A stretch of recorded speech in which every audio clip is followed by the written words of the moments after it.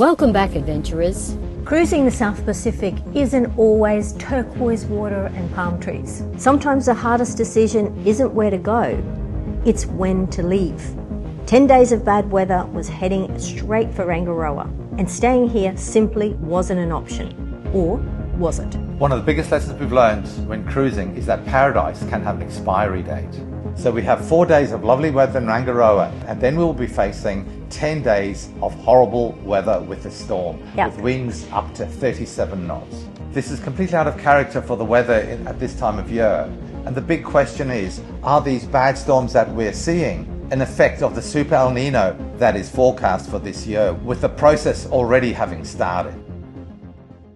We are John and Ellie, the Barefoot Doctors. Join us on this journey because life is better barefoot. So here we sit in Rangiroa Atoll, which is absolutely beautiful, but when the weather turns bad, it really doesn't give you that much protection, particularly where the wind's coming from. Yeah, so the winds start off coming from the southeast, and then during the 10-day storm, it moves directly to the east. So what that means is that if we want to get out of the swell, we need to be at the southeast side or the east side of the atoll. If you know anything about atolls, usually they're quite flat. When the winds sweep over top, all you've really got is protection from the swell because the waves hit the outer reef of the atoll, and that's really the only protection you have. We've got to look at where we can find the best protection, where has got as much vegetation as we can get with the right angle where the wind's coming from. So basically, because atolls have no hills or no mountains, you basically have sea level ground and then trees, which is basically palm trees are the tallest. So what you want to do to get maximum protection is go somewhere where you can go very close to the beach, drop your anchor and have protection from thick palm trees that give you some wind protection. But of course it's very little compared to being behind a big mountain. Now this sounds pretty straightforward, I guess, because you've got a circular kind of atoll and you've got beach, right? But the problem being, the closer you get to the beach, the more bommies tend to appear. How would you explain it? So you have to find a beach where you can pull in as close as possible to the trees and the beach to get as much protection as you can, because the further you go back, the more exposed to the wind you are. However, what you also want to make sure is that there's no bommies behind you. That's right. So that if by chance you do drag in the storm, you're not going to drag back into a reef or bommies. It's kind of tricky, isn't it? It's very tricky, and this is the first time we've been to Rangiroa. We had never been to the east corner of Rangiroa. We've got three choices here. We can go to the east of Rangiroa, which will be the sensible place in terms of the wind. We are discussing this with all of our fellow sailors, and indeed some people are staying here at this pass because of this little bit of protection they get from this spit of land sticking out. So they're more comfortable being here than travelling within the next couple of days to find a new location. Or we go to an atoll 40 miles away. It's a smaller atoll. At the eastern end, they have good sand and good protection. In these conversations, we have been discussing with people that have been here many times before and had months of experience in these atolls. And one of the bits of information we got that was absolutely critical for our decision was that at the east end of Rangiroa, while you have good anchoring at the beach, a short way behind you, you have coral bommies. If you start to drag, you have a nightmare because these bommies are behind you and you don't want that. No. You wouldn't want to be in the middle of the night trying to navigate away from bommies and dropping your anchor again. So what we're aiming for is a beach close to the palm trees with lots of dragging area behind you. The east end of Rangiroa, therefore, is out of contention from our perspective. We have discussed with the people that want to stay here in this little bay. They believe they'll get some protection. I personally think the waves will curve around this corner and make it unpleasant. Even Very if it's swelly. A side swell makes it pretty unpleasant. And if you're going to be there for 10 days, I wouldn't want that. Yeah. The next option is to go to Tikehau. Now, Tikehau is the next atoll away, but it's 45 miles to get to the entrance and another 12 miles or so of motoring inside the atoll. And that in itself is a disincentive. We really don't want to have to spend a day traveling to get to this safe spot. But at the end of the day, being in a safe spot is more important than wasting a day getting there, because you can have 10 days of a nightmare while you're sitting out a storm in an unsuitable anchorage, or you can travel for a day or 10 hours to get there It's the lesser of two evils, right? Yeah, and actually be in a nice place. I mean, you would rather be in a nice place for 10 days and waste a day travelling, wouldn't you? Yeah. You? Absolutely, yeah. So this is the beauty of the sailing community, because you're all together, you're all facing the same weather conditions, you all got to run and get protection, so everyone puts their heads together. And you share information. You do. That's and the great. most experienced people that have been there the longest, that have been to, say, Tikehau, we hadn't even been to Tikehau. So we're taking the word of somebody that we trust, that's been here. You do really put your heads together and go, but what about such and such? Then you come up with the best solution, don't you? So it's brains trust. The brains trust and the experience of everybody around you. You always need to have the humility that you don't know everything, and you listen to what the people have to say. You make your own judgment based on those comments, and then you decide when to go. We're going to do Tikehau. I'm thinking Tikehau. I don't want those coral bommies behind us at the east end of Rangiroa, and I really wouldn't be happy with this swell here at Tivuta Pass, because I think it's going to be foot or 2 foot waves, Come around the corner. They're going to curl. I'm thinking Tikehau, and just cross our fingers and hope that we can get a spot, because everyone's running in different directions. There are a few of us that will probably head to Tikehau by the sounds of it, if we choose Tikehau. 5 of us, 5 boats are heading to Tikehau. One boat that of the group that we're talking to is staying right here in Rangiroa. So the one boat that's staying here is a couple that do streaming. Some Tuesday, the name of the boat and their channel. So if you want to check them out, you can log on to them anytime, I believe, and see what's happening. Some Tuesday, check them out, guys. It's quite interesting. If we've decided we're going to go to Tikehau, you've got the choice of going in the daytime and motoring, or you sail overnight and get to the pass in the morning. Very slowly. It's only been 3 days ago since we did the overnight crossing, which was enough for us. I don't want to sail an overnight passage just with the two of us again, just to get to the pass. So I think we'll use whatever wind we have. What do you think? Just smash it out. Yeah, if we have to motor, we'll motor. Are you agreeing with that? You don't want to sail overnight? No. Strange. No, I knew that, didn't I? We got here and it's just extraordinary, beautiful weather, and you know the storm's looming here somewhere, and you don't want to leave, but you just have to. It's just one of those things. So several of the boats are leaving the day before or the evening before, and then sailing overnight. I think we should leave on the last day. Don't you think? So we can stay here on Rangiroa and see all these lovely places. For an extra day. If you look at the weather forecast, every day it's slightly changing, but the storm's still coming. Once we get to the pass of Tikehau, apparently it's got the reputation of being quite wicked. And depending on where the wind's coming from, the currents and all that sort of thing, it can be really hairy. We've got to try and time that. And in an atoll, you have to be onto it. You have to be able to see where those bommies are. We're using satellite images of the coral and the bommies. Satellite images don't pick up every single bommie, as we have discovered. Yes, so you can't just trust the satellite. But it is hugely beneficial seeing the satellite images, because the bigger, and certainly the white ones, show up quite clearly, but the dark grey or blue ones don't. So at least we pick up 95% of them, and then you've got to use your eyeballs on the water as you're driving through the atolls to pick up the other 5%. It's a must. You can run straight over top of them and you won't make it to the other side. So decision made. We leave tomorrow at dawn, or before dawn actually. You're looking forward to that? The wonderfulness of sailing. Well, let's just sit here and soak up this moment and enjoy our coffee and relax, because tomorrow It'll be go, go, go. is another day. Cheers, huh? Cheers.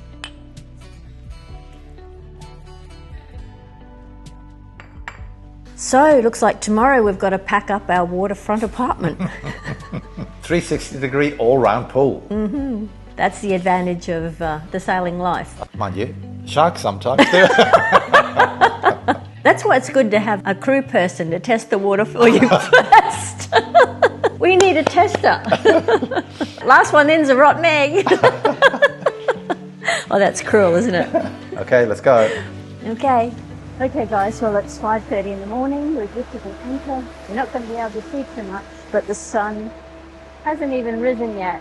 We've got a little bit of light in the background there, but we are making our way across the atoll, which is going to take us an hour. Now the thing is, we've got to get to the other side before the tide starts rushing in against us. Here we are. The happy sailors. At the moment there's not a lot of wind, which is probably a good thing because... 6.7 knots. We're certainly not going to be putting the sails up until daytime because we've got to go through the pass under motor. So passes are always tricky, but we have a path from where we came in the last time, so we've got about between 20 and 26 metres underneath us, but we're still always on red alert for anything unusual, boats, bommies, fishing devices, logs, anything like that. So we're just making our way through. You can see what we are seeing, which is not a great deal. So when you're looking out, it's very difficult. So we have a torch. We have the spotlight, and we have hand torches and head torches and things like that. You know, you can see the edge of the atoll where all those lights are. All around there. Oh, look at that nice little moon. Maybe they can see the nice moon sliver of a moon. So we just wanted you to be in the action with us, and this is what the reality of sailing is. Yeah, we woke up at 5 o'clock and it was still pitch black. Very little moon, and you just got to get up and go. That's how it is. And you're dictated by the weather, and of course we've turned everything off here except for our steaming lights. Is it steaming or streaming? Steaming. Why are they called steaming lights? He's just let me know, and he reckons because on the old days it was steam-powered engines, so they're steaming lights. Well, if anybody else knows exactly why they're called steaming lights, put a comment below. We'd love to hear from you. Yeah, as you can see behind us, the sun's starting to come up, which is always a welcome. So we started over here, we're going along on the inside of the lagoon, that's the edge of the lagoon, going through that pass, and then we are sailing around the top of this island to go, atoll, to go into that atoll, but unfortunately we have to go all the way to the other side over here before going in there. So we are approaching the pass. As we're approaching, the speed over the ground, the 6.7 is much faster than the speed through the water, which means we're now getting almost a knot of current, not quite, 0.8, 0.9 now. That's the boat speed through the water, and this is the speed over the ground. So the current is pushing us and giving us that extra knot, which is very nice. And that's what we're seeing. Now we can see the lead markers there, the white poles. You line them up when you're coming in. Obviously they're on rock, so we go to the right of them and then head off to the starboard to the right and follow the channel. And that's what it looks behind us. The sun is starting to give us good light, but not good enough to see through the water. We would not see bommies through this. So even though it's quite light outside, there's not enough light to see rocks under the water at this time of the day, so you'd never come in without knowing where you're going at night into the reefs and atolls like this. Wow, look at this, guys. We're now doing 9 knots. Boat speed is 5.5 knots. So we've got 4 knots of current with us. Holy dooly. We're just coming into the path there. As you can see, when you've got a lot of current behind, you've got to make sure your track is good because you can't fight against it, and you have to have really good alignment. So I've just adjusted so we go more up. The current is slightly to the starboard side, pushing us that way, so we need to correct going this way. 6.2, depth 6.2. Okay, we're dead on track though. No, we're exactly on track. Dead is not a good term. Thank you for correcting me. The white is the deeper water, so we're heading for that. 10 knots. We're doing 10 knots.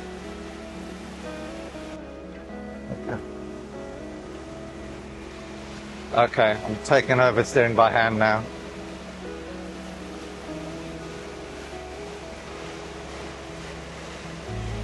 That is what happens. Now, can you imagine what that would be like if we're pushing that current? We would not be making any way. And that is why you need to time your passes to be good. So there's the church. I've got the fishing lights out, all very optimistically. It would have got deeper now. It's 31 meters again. See, when in the wide area, it's much deeper. It's over 20 meters. It's not quite as fast now. It's only 8.3 knots of boat speed we're doing, only. We've got 3 knots of current now. It was fun going to 5 knots faster. So we are 1 hour before low tide.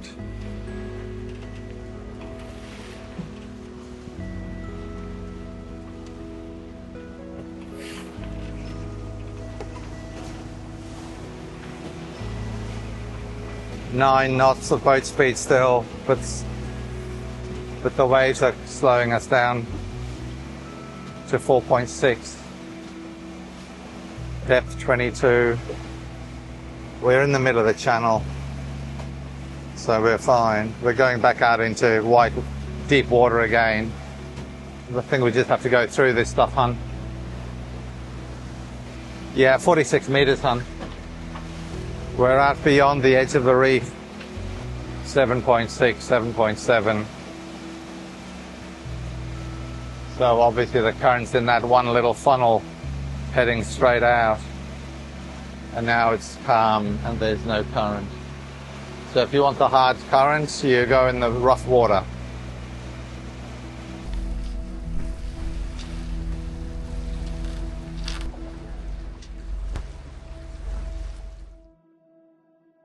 So welcome everybody. This segment is called Ellie's Galley and it's always really exciting, so hope you stay tuned.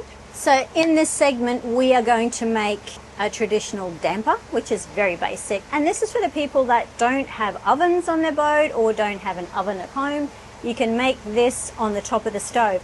I haven't tried it with this little hob here because it's induction hob, because it's just new. It's pretty calm out there. We've got the engines on, so there's not much wind.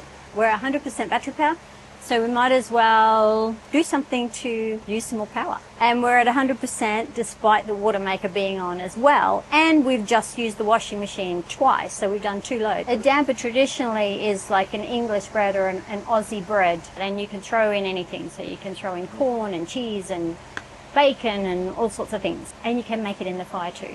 We don't want to make it in a fire. We want to just cook it on board here. Okay, everybody? So righto, let's get started. But in the damper you need self-raising flour, you need butter, and you crumble the butter in there. You need some salt and a little bit of milk. This is going to feel like a commercial, which is not.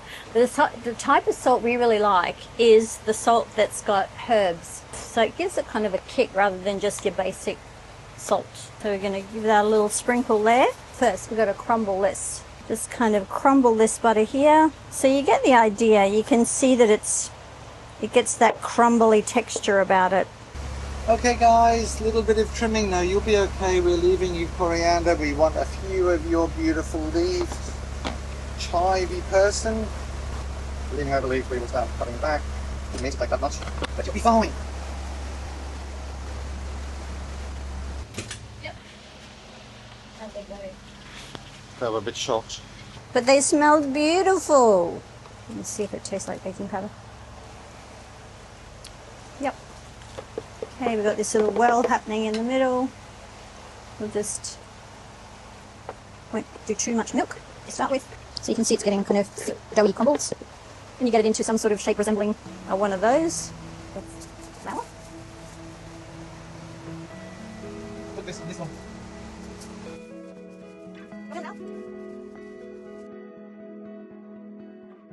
Okay, so we've gone back up to 100 meters, but we were at 10 meters, which is really... Well, it read 10 meters, I don't know if it was... So it was all hands on deck, which means me, out the front, watching the depths. Anyway, we're back up to 100, so back to the cooking. So we just put the little hob on, probably keeping it at 4 or 5. We're going to pop it in, make sure it's got enough room to grow. Anyway, stay tuned. Okay folks, so I'm sick of it giving it long enough. So let's have a look and see what it's like. You did turn it over halfway through. I did flip it over. That part looks pretty good. Voila! little bit doughy in the middle, but we can wrap it up and it'll, as it's cooling. Yeah, we can have a bit. We can do whatever we like. Thanks. Look at that. Tea.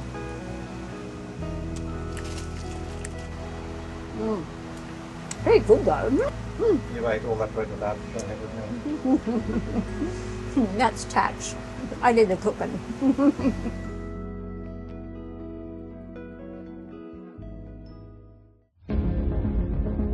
These passes that allow you to go in and out of the atolls really deserve respect.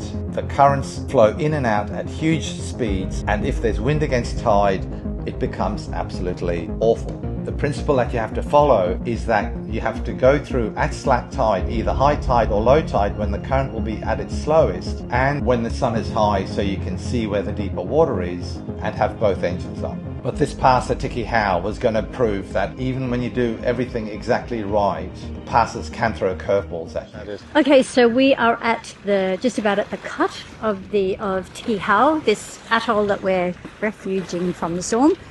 But to pass that, you have to go through a passage, and there's big breaking waves either side. And some of them got surfers on, so lucky surfers. If you're a surfer, you'd look at that and you'd go, "Wow, that's so cool." But when you're a sailor, you look at that and you are a little bit terrified because you just got to make sure you're right on track. So and you don't want to go surfing. No.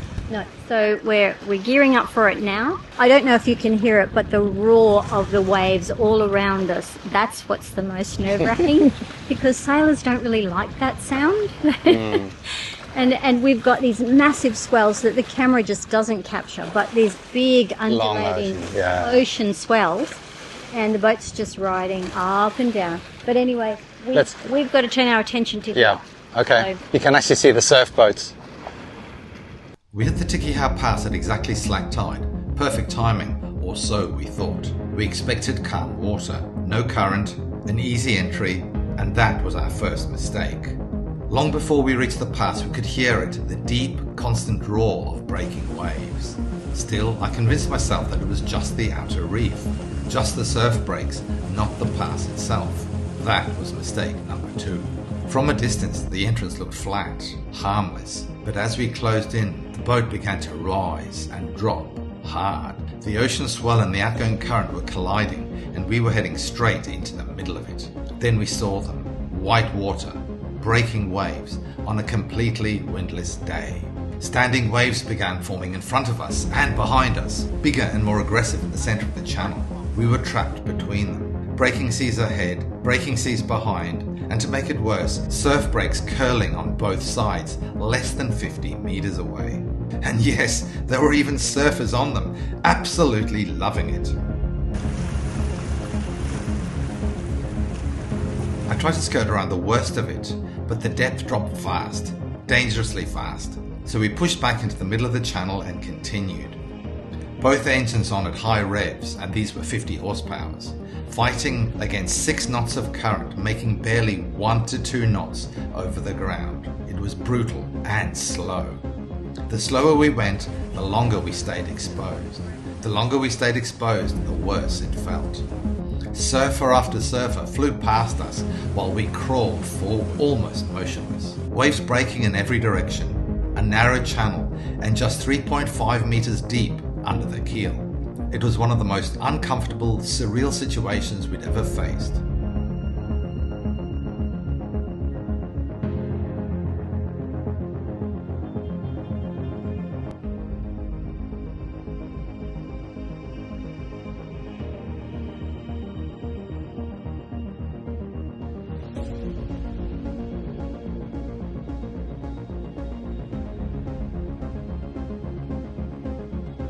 Then finally we crossed the shallowest point.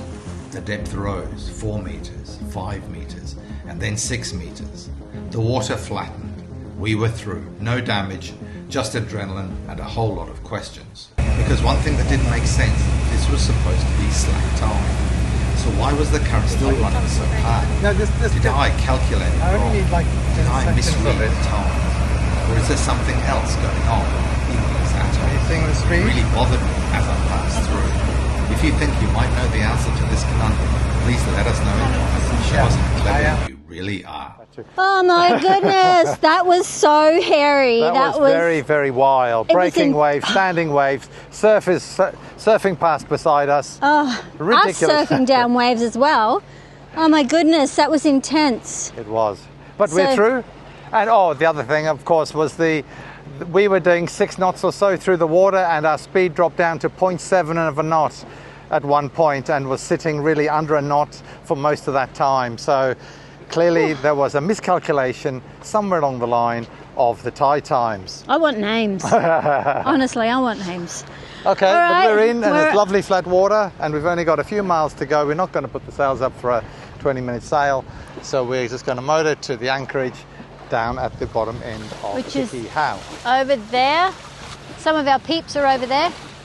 So we're going to anchor behind the shadow of that part of the island. Doesn't seem like much of a shadow, does it? Doesn't hide. I mean, look at, this atoll is huge, but looks like the best out of the pickings around to hide from a huge storm. I'm the best at spotting bommies, I believe. What do you think? Oh, I would never disagree with you, honey. Well, I'm just, what I do... No, you are. I'm very good. What I do is climb up onto the mast, up these steps, and I look out, and that gives you such a great vantage point because you can see them far in the distance when the sun's high, of course, and I'm really amazed how good I am at it. Are you? Absolutely amazed, honey. You're just incredibly good. I'm such a good spotter, but it's so much pressure, because if it's not on the chart, then it's up to me to spot all these things that are too close to the surface. It's stressful for you. It is stressful, particularly when the light's starting to fade, yeah. And it's my responsibility then, Suppose we need that other crew person, don't we? So we better not feed them to the sharks. If we need them. 2 sets of eyes are always better than one, but getting that absolutely. elevation certainly helps enormously. Yeah.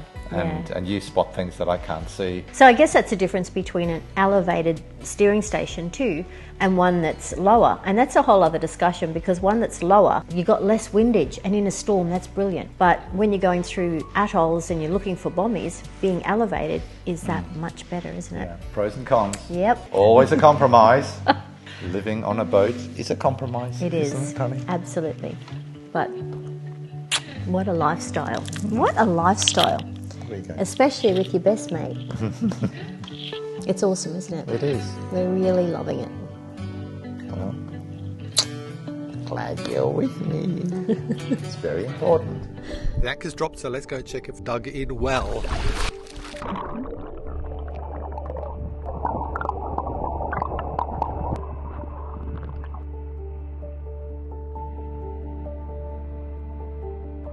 People often imagine cruising as chasing the sunshine, but we've discovered that good seamanship isn't about finding perfect weather. It's about making good decisions before the weather makes them for you. Yesterday wasn't about sailing 50 miles. It was about buying ourselves peace of mind. Sometimes the greatest adventure isn't sailing into storms. It's knowing when to sail away from them.